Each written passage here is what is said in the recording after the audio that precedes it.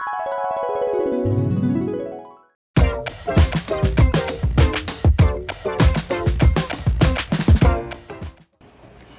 RecaPeeps! Unboxing time!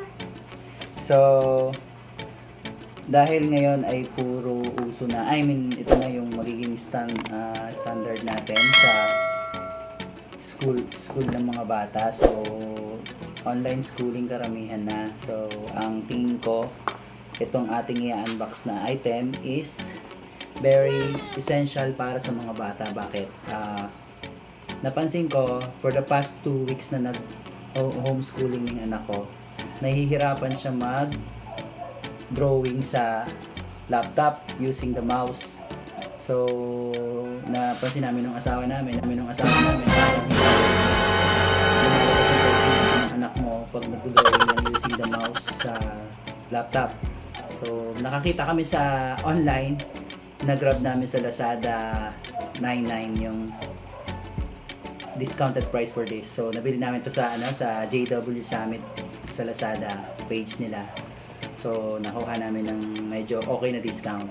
So, ilagay namin mamaya sa description yung price and description page ng JW Summit. Oh, actually yung JW Summit meron din silang store sa Shopee. So, they are official store ng Huion sa Pilipinas. So, legit silang store for the Huion pen tablet. So, now, ito na siguro yung solusyon sa creativity ng anak natin. Actually, binili rin namin ito ng asawa namin para makapag-try din kami mag-drawing. Asawa ko, sorry. Makapag-drawing ng using this tablet. So, let's go! Unbox natin!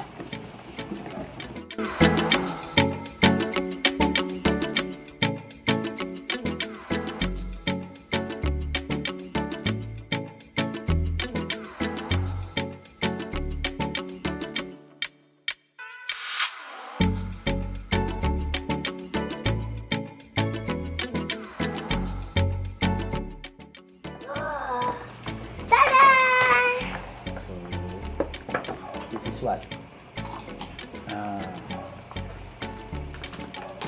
Warranty card. So, unusual kasi iba square lagi or rectangle, ito circle. So, this is what is this, anak? Tablet. Yeah, this is the tablet.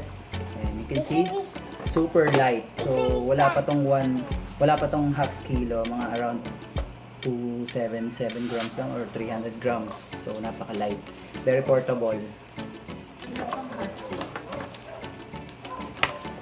Then, ito yung user guide, of course.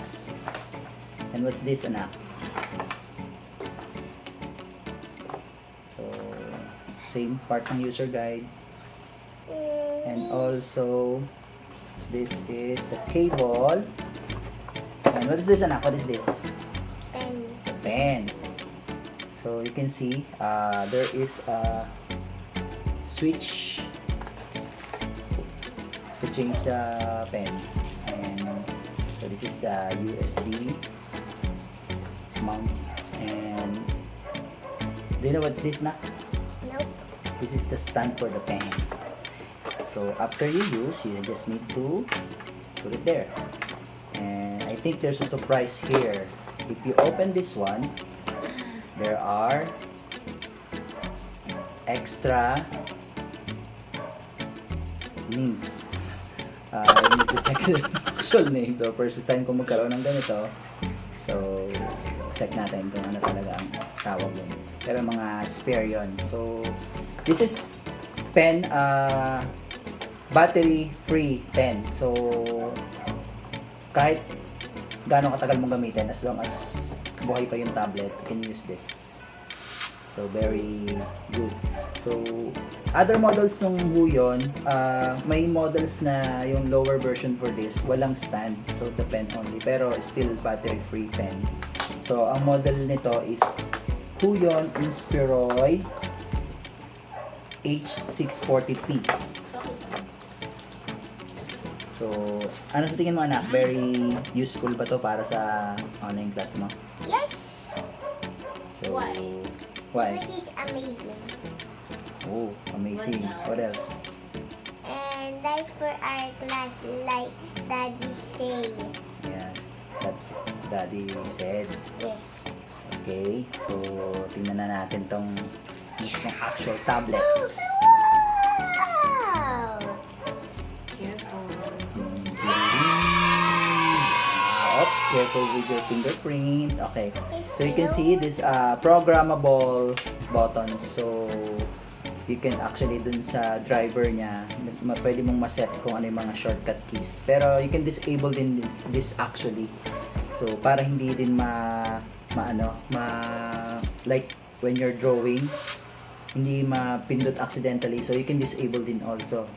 So shortcut keys, there are 6 shortcut keys you can customize or personalize. Yeah, same with the picture, right? Okay, so later I'll show you how to use this with when you connect this into the laptop. So we're using the laptop na Windows 10. So this is compatible with Windows 10 and also actually with Mac. So we're just using Windows 10 laptop. Also in Android phone, you can use this also in Android phone when you draw outside. So this is very light, it's portable. You can bring this and draw it using your Android phone. You can still do it. So this is very effective, I think, for beginner graphic designer, or if you're just a student, you can use this, especially with your online class. So you don't need to read that all, anak. Okay lang yan. Mamaya, pag hanapin natin kung ano natin yung hindi natin malaman. So, doon natin basahin yan. So, Because A1 let's see. Test na natin. Yes, we are gonna test Excited it. ka na? Excited ka na? Yes. Okay. Bye-bye.